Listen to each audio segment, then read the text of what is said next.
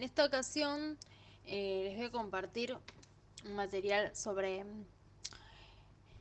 Edgar Allan Poe, un gran cuentista de género de terror y también ha escrito poesía. Y esto que voy a referir en realidad son extracciones de eh, ensayos que ha escrito este autor, y son planteos que tienen que ver más con lo técnico, con lo estructural de la escritura, en especial referidos hacia al relato. ¿Sí? Bueno,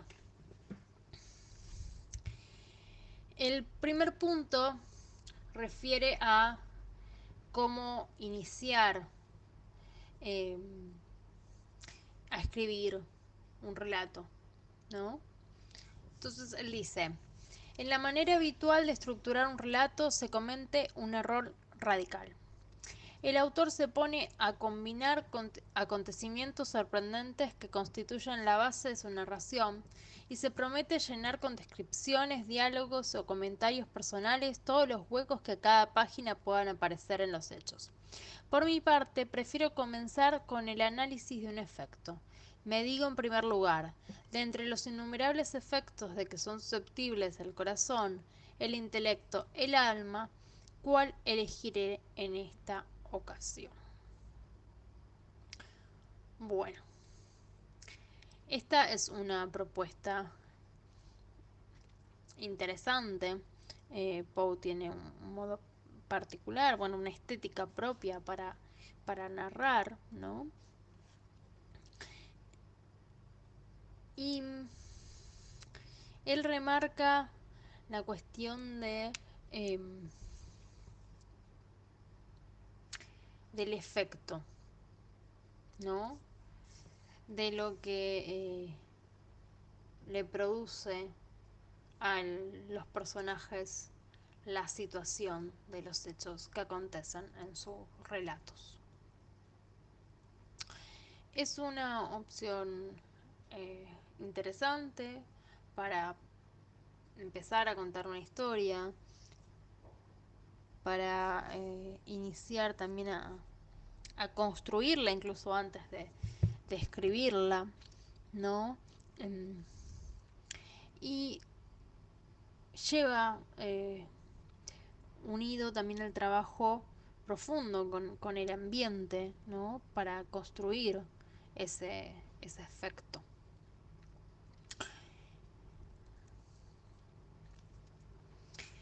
El punto número 2 dice: la mayor importancia es la unidad de efecto o impresión. Sabemos que los relatos, los cuentos que son tienen una extensión acotada, a diferencia de la novela, buscan generar un punto de impacto, ¿no? Entonces acá Poe está refiriéndose a la condensación y a la potencia de ese efecto de impresión para producir ese impacto que eh, requiere el formato del relato o el cuento. Punto número 3. Va en torno a pensar todos los elementos, cuestiones del cuento en pos de ese efecto final a conseguir. Dice: luego de escoger un efecto novedoso y penetrante, me pregunto si podré lograrlo mediante los incidentes o por el tono general. Entonces miro en torno a mí, en procura de la combinación de sucesos o de tono que mejor me ayudan en la producción del efecto. Si el artista literario es prudente, después de concebir cuidadosamente cierto efecto único y singular, inventará los incidentes, combinándolos de la manera que mejor lo ayude a lograr el efecto preconcebido. Bien, esto podemos pensarlo como si se tratara de un embudo. El efecto es esa parte inferior del embudo hacia lo que todo tiene que decantar, ¿no? La historia va a ir presentando diferentes elementos y la hilación de esos elementos tiene que llegar a ese punto culminante de, según Poe, el efecto o impresión. Esto es una opción, no es que es una fórmula de que todos los relatos o cuentos tienen que ocurrir así, pero es lo que se da principalmente en los relatos que trabajan con la, la cadena de causa-efecto, ¿no? Que se van hilando acontecimientos para culminar en un punto más importante. No todos los relatos o cuentos se escriben de esta manera, ¿sí? Hay otras formas. Eso para que lo tengan en cuenta. Bien. Punto 4. Acá Poe habla de la extensión del cuento, de la necesidad de la brevedad. Si es demasiado largo para ser leída en una sola vez, preciso es resignarse a perder el importantísimo efecto que se deriva de la unidad de impresión. Y sin unidad de impresión no se pueden lograr los efectos más profundos. Si la lectura se hace en 2 veces, las actividades mundanas interfieren construyendo toda totalidad. Bueno, acá, como ven, Poe defiende una extensión del cuento que sea acotada y que se pueda leer de una sola vez, para que el lector se sumerja totalmente en esa historia sin que haya ningún corte, ¿no? Entonces funcione de la manera más precisa este encadenamiento que decíamos antes, como una cierta idea de vorágine, de tensión en aumento, que si la interrumpimos porque el texto es muy extenso y entonces tenemos que dejarlo de lado para seguir con otras actividades de la vida cotidiana, ese efecto de tensión, ese efecto de hilado de acontecimientos, no es que se pierda del todo, pero disminuye su impacto. Yo concuerdo con esto que dice Poe, sin embargo, también los textos más largos pueden mantener la atención con determinadas técnicas, formas, ¿no? Eh, para que y tratar subsanar esta cuestión de la interrupción. Todo texto en realidad, incluso la novela, si lo leyéramos todo de corrido, tiene un impacto mayor, ¿no? Porque estamos más sumergidos en la historia, si no hubiera interrupciones. Pero sabemos que, por ejemplo, una novela es muy difícil que se pueda leer toda de corrido. Entonces,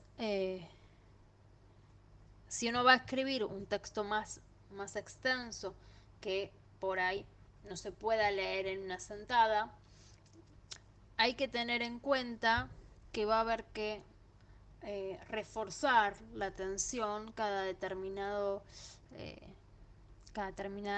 extensión, cada determinadas páginas, para volver a capturar a, a ese lector ese ritmo de tensión que quizás se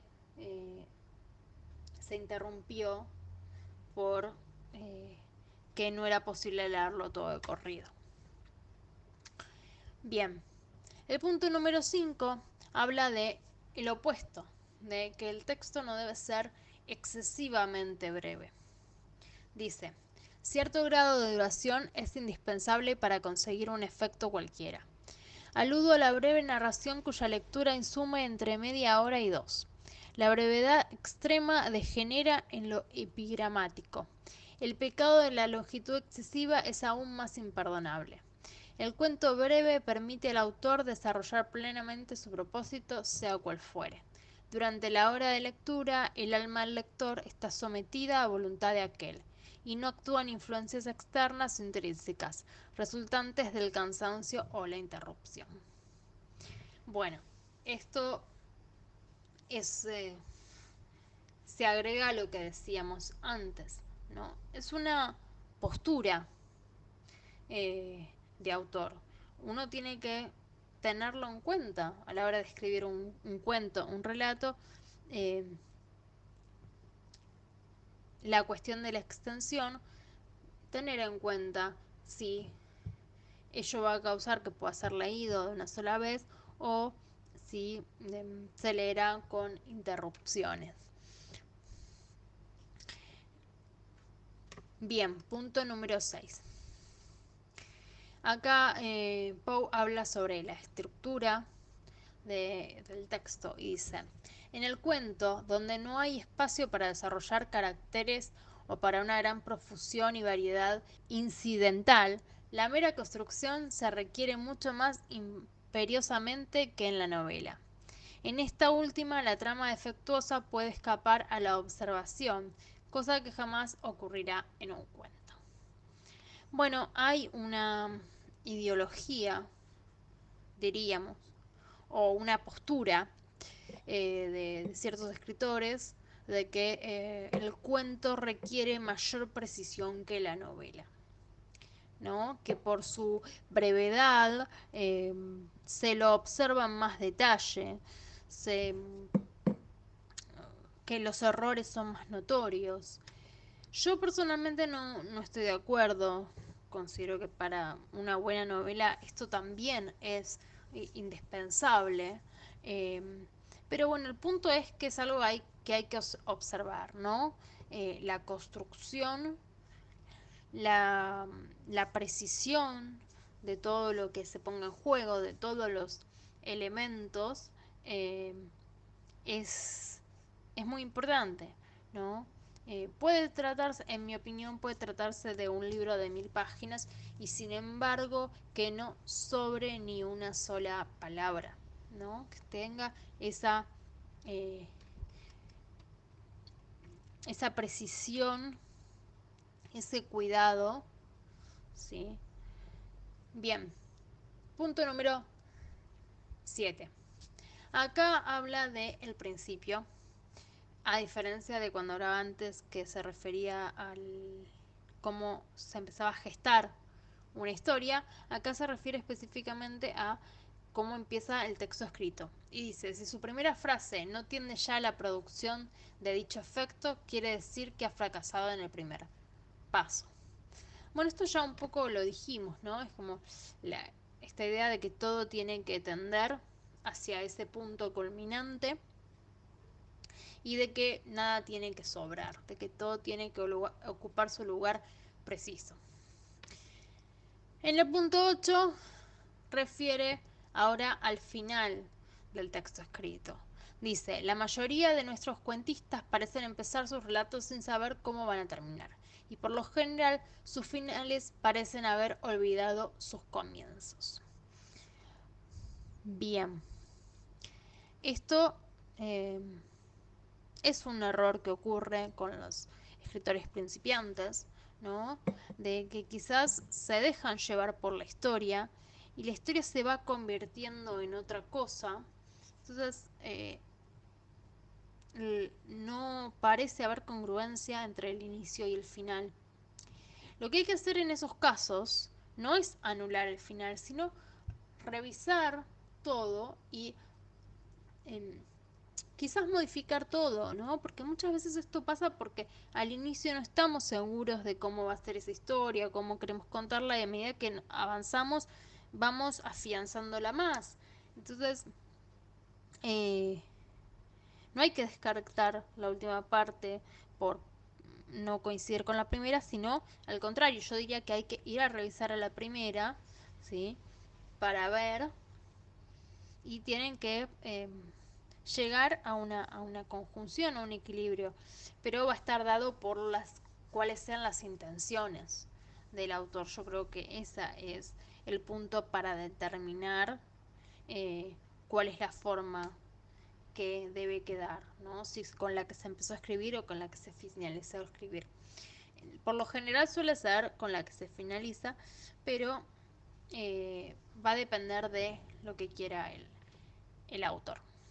Punto 9 de Poe. Dice, refiere a la funcionalidad de todos los elementos.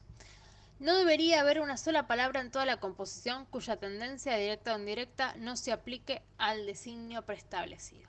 Bueno, esto ya lo hemos mencionado en otros puntos, ¿no? De que todo tiene que coincidir en una misma línea, de que todo tiene que tender hacia ese final y que todo tiene que tener una razón de ser en el texto. Y en el punto 10, él habla de el poema refiriéndose a el ritmo, ¿no? Él plantea que incluso la prosa también posee este ritmo, pero que en el poema va a haber una prioridad de lo bello, ¿sí? Que no va a ser la prioridad en la prosa, es decir, en el cuento.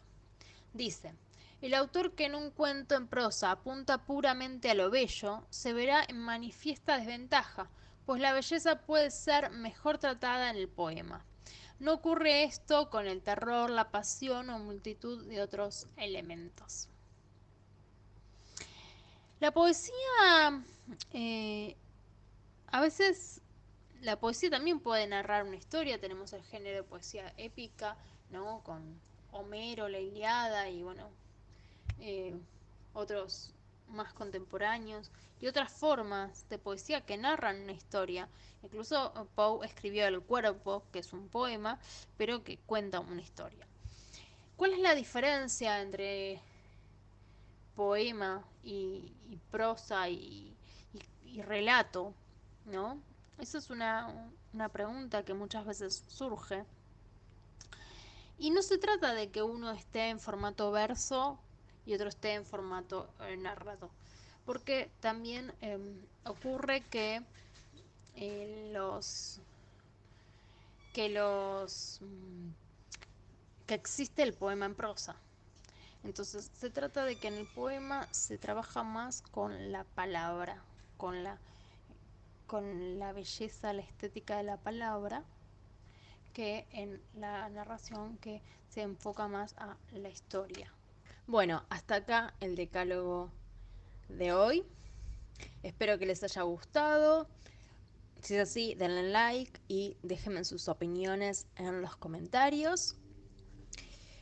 Si no están suscritos al canal, suscríbanse y activen las notificaciones, así no se pierdan ninguno de los próximos videos.